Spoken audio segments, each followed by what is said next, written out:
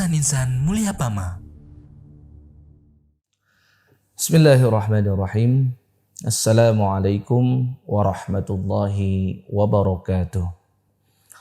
Alhamdulillahilladzi hadana lil Islam wa arsala ilaina Muhammadan khairal anam wa anzala alaihi al-Qur'ana khairal kalam yahdi bihillahu man ittaba'a ridwanahu subulas salam.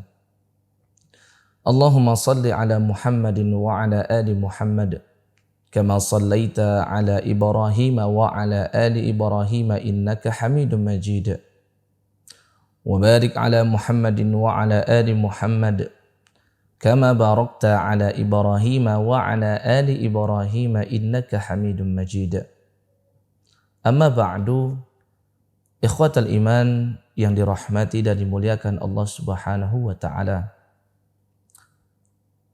Di pembicaraan sebelumnya kita telah menyampaikan betapa agungnya suatu ibadah, yaitu adalah ibadah yang sangat ringan, yang tidak membutuhkan biaya, ibadah yang tidak merepotkan, ibadah yang tidak perlu menghadap kiblat, ibadah yang tidak disertai dengan tenaga yang banyak, yaitu tidak lain dan tidak bukanlah ibadah zikrullah, mengingat Allah Subhanahu wa taala. Dan kita sudah sampaikan betapa utamanya zikir pagi dan petang selain daripada zikir pasca sholat wajib. Nabi SAW bahkan menyatakan dalam sabdanya, sungguh aku duduk bersama dengan sekumpulan orang berzikir mengingat Allah Subhanahu wa taala pasca sholat subuh sampai dengan sebelum terbitnya matahari fajar. Hal itu lebih aku cintai dibandingkan aku memerdekakan 4 orang budak dari keturunan Nabi Ismail alaihissalatu wassalam. Kemudian beliau katakan lagi, dan sungguh aku duduk bersama orang-orang berzikir mengingat Allah Subhanahu wa taala dari ba'da asar sampai sebelum maghrib. Hal itu juga lebih aku cintai dibandingkan membebaskan 4 orang budak. Ini merupakan keutamaan dan keistimewaan khusus yang Nabi sampaikan tentang zikir pagi dan petang. Dan tentunya kita sebagai umat Nabi Muhammad SAW yang sudah berkomitmen untuk mengikuti beliau, mengikuti tuntunan dan arahan dari beliau, tentu kita sangat dituntut untuk mengikuti arahan beliau berupa zikir pagi dan petang ini. Kita lihat bahwasannya Nabi SAW memulai zikir petang dan pagi itu dengan kalimat isti'adzah atau biasa disebut dengan ta'awudz. Isti'adzah yaitulah meminta perlindungan kepada Allah Subhanahu wa taala, dan dialah zat yang paling pantas untuk kita memohon perlindungan kepadanya. Kita sebagai hamba Allah tidak hanya dituntut untuk meminta pertolongan kepadanya, meminta petunjuk kepadanya, namun juga yang tidak kalah penting adalah meminta perlindungan darinya. Maka Allah Subhanahu wa taala mengajarkan Rasulnya Muhammad sallallahu alaihi wasallam untuk membuka zikir pagi dan petang dengan kalimat isti'adzah. Banyak para ulama menjelaskan tentang sirah atau lafal tentang isti'adzah tersebut. Ada di antara mereka yang mengambil firman Allah Subhanahu wa taala pada Quran surah An-Nahl surat ke-16 di ayat ke-98. Fa idza qara'tal Qur'ana fasta'idz billahi minasyaitonir rajim.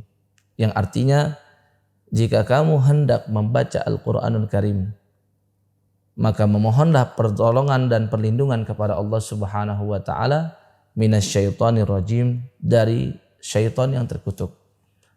Maka kata-kata fasta'idz billahi minasyaitonir rajim, hal ini digunakan oleh para ulama sebagai sighah a'udzubillahi minasyaitonir rajim. Ada sebagian ulama juga memberikan sighah yang lain, di antaranya pada Quran surah Al-A'raf. Dasarnya diambil dari surat Al-A'raf ayat 200. Allah Subhanahu wa taala berfirman, "Wa imma yanzaghannaka minasyaitani nazghun fasta'idz billah innahu sami'un alim." Dan jika syaitan menggodamu, maka apa yang harus kita lakukan? Maka fasta'idz billah, memintalah perlindungan kepada Allah Subhanahu wa taala. Innahu sami'un alim.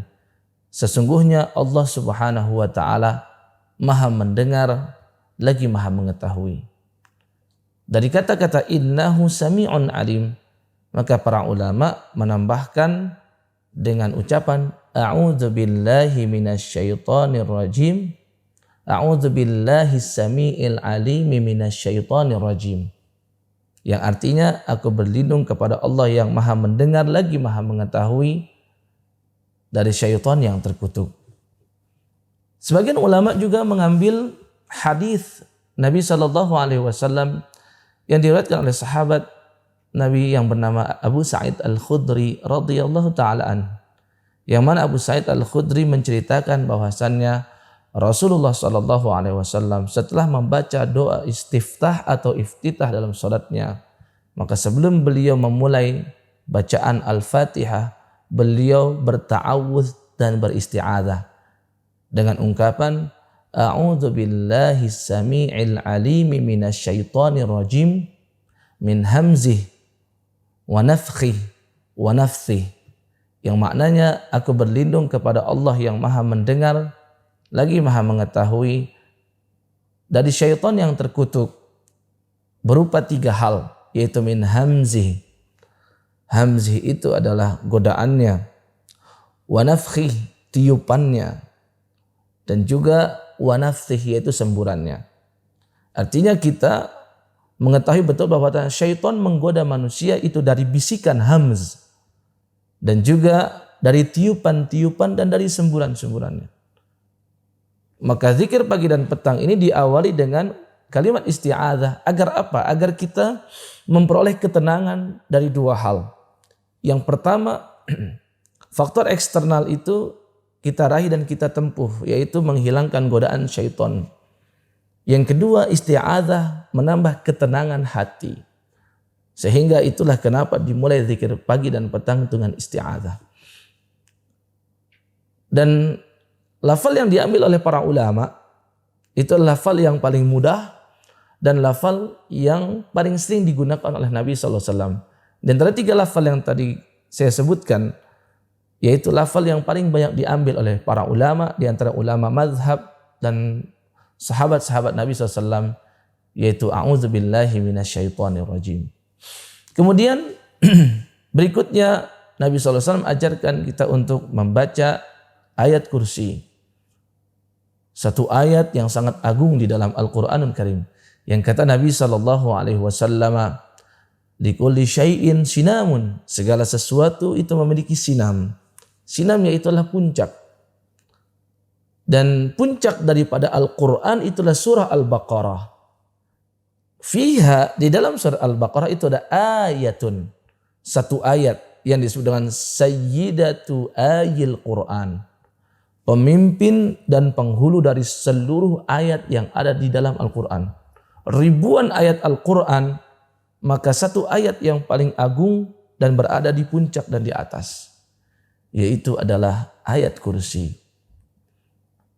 Ayat ini terdapat dalam surah Al-Baqarah pada ayat 255.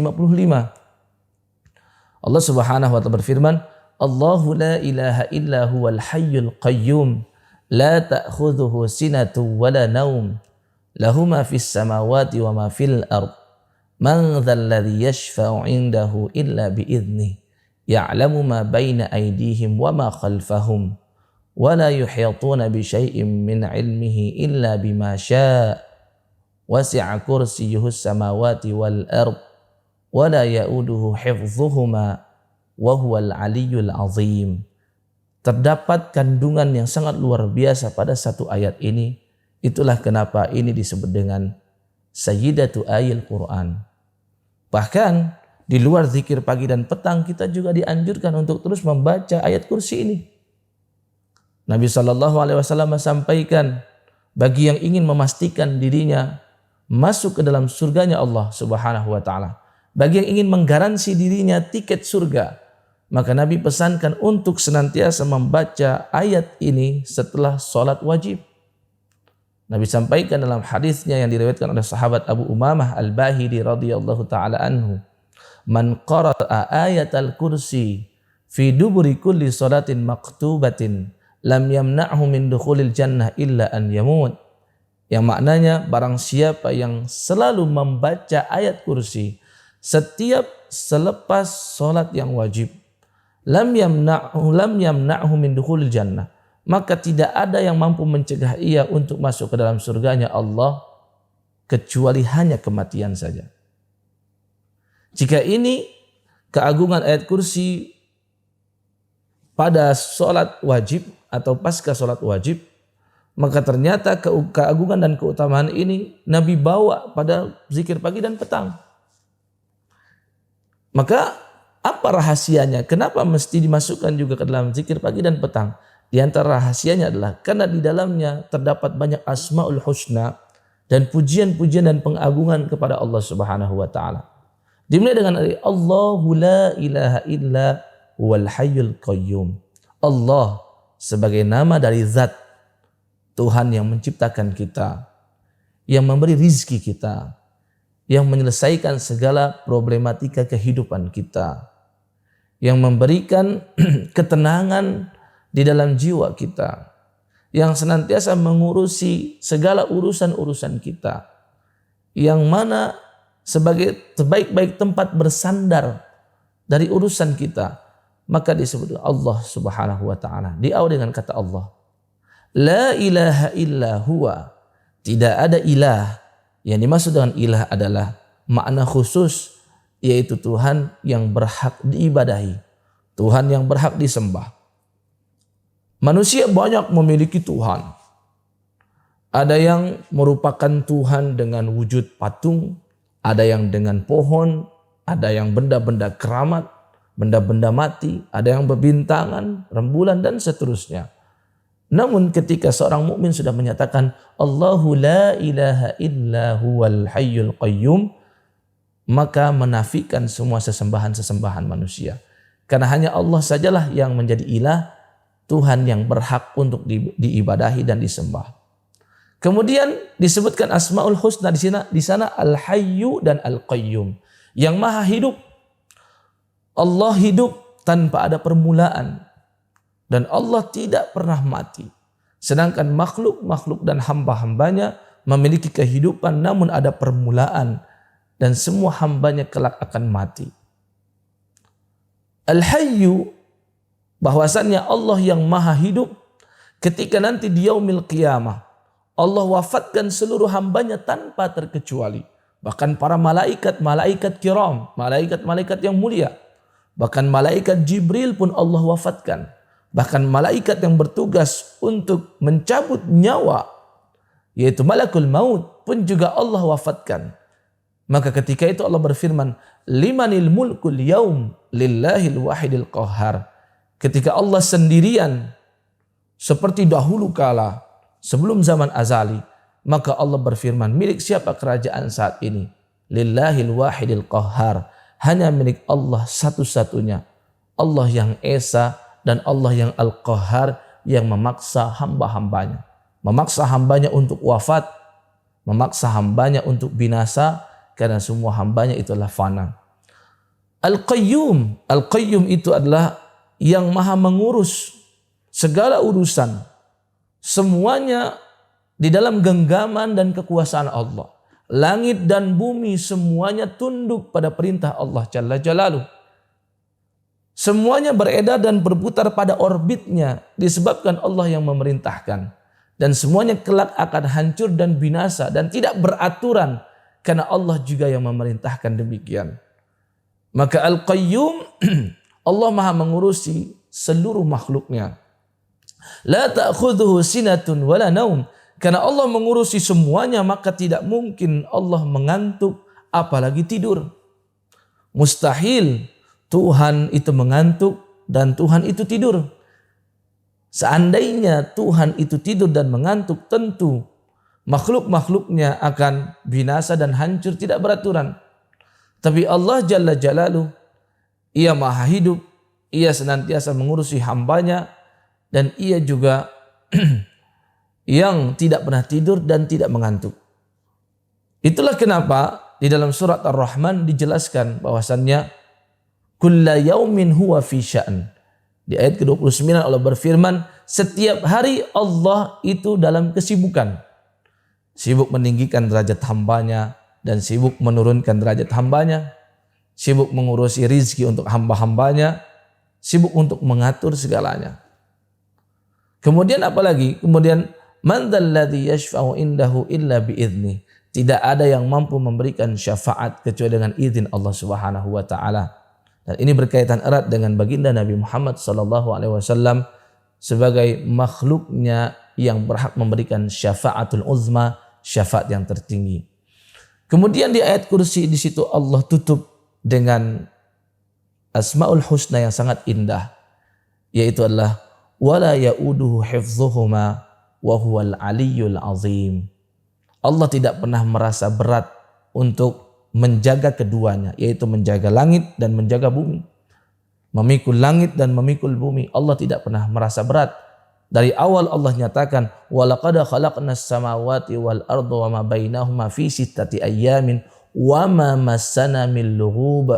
Dan sungguh kami telah menciptakan langit dan bumi dalam 6 hari, dan di situ wama massana min lughub, Allah nyatakan Allah tidak pernah merasa kelelahan. Maka di ayat kursi dikuatkan wala yauduhu hifdzuhuma, Allah tidak pernah berasa berat untuk menjaga keduanya, wa huwal aliyyul azim, dan Allah maha tinggi lagi maha agung. Hal ini kita baca di waktu pagi dan di waktu petang, 1 kali dan 1 kali. Dan juga dalam 1 hari kita membaca ayat kursi itu di dalam ba'da salat sebanyak 5 kali. Sehingga ketika kita senantiasa merutinkan ayat kursi ini, maka insya Allah dengan tadabbur dan dengan meresapinya, insya Allah kita akan merasakan keagungan Allah Subhanahu wa ta'ala. Sehingga setiap hamba Allah yang merutinkan setiap hari, ia akan senantiasa merasa dipantau dan diawasi oleh Allah Subhanahu wa ta'ala. Inilah di antara hikmahnya kenapa di dalam zikir pagi terdapat ayat kursi. Saya cukupkan. Wassalamualaikum warahmatullahi wabarakatuh.